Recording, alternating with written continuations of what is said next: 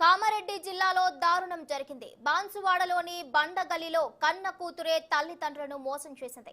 తమ కూతురు అనిత ఇంటి ముందు టెంట్ వేసి వృద్ధ తల్లిదండ్రులు న్యాయ పోరాటానికి దిగారు.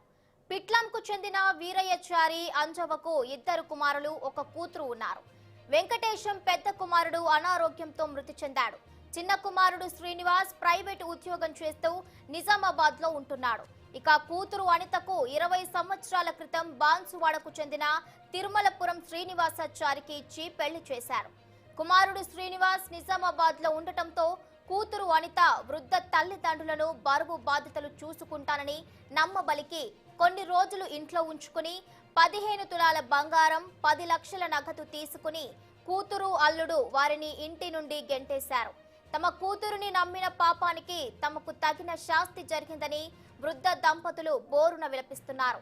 డబ్బులు ఇవ్వకుంటే ఇక్కడే ప్రాణం వదులుతామని వృద్ధ దంపతులు అంటున్నారు.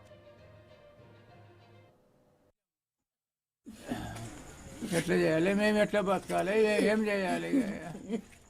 పైసలు ఏమైనా దయా చేస్తే మీరు ఇప్పిస్తారు, లేకపోతే చచ్చిపోతాం. ఏమైనా దాగి చచ్చిపోతాం. ఏమన్నా పోయేది ఏం చేస్తాము? మాకు జీవితం ఎట్లా కావాలి?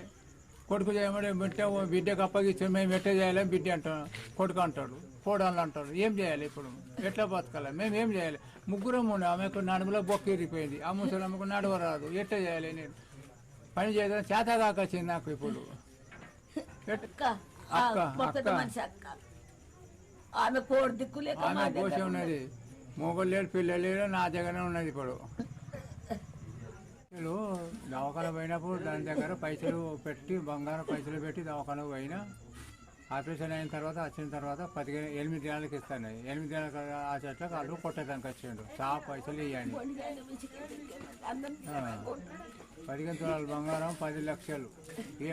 ఎట్లా బతకాలి? మేము అక్క ఒకటి ముసలిది ఆయన చేతగా కట్టింది. ఇప్పుడు కొడుకులు చేయమంటే మొత్తం బిడ్డకు అప్పగించి మేము ఏం చేయాలని కొడుకులు అంటారు. ఎట్లా బతకాలి? మేము ఏమని ఇస్తే ముసలిగా ఏమో తాగి చచ్చిపోతాము.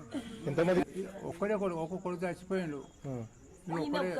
ఒక్కడే 2 ఉండే. ఒక పెద్ద ఆయన చచ్చిపోయి, చిన్నోడు ఒక్కడే ఉన్నాడు. కొడుకు నమ్మక బిడ్డగా నమ్మిన. పొట్టు బాస చేసిన పిల్లలు కొట్టుండొచ్చు.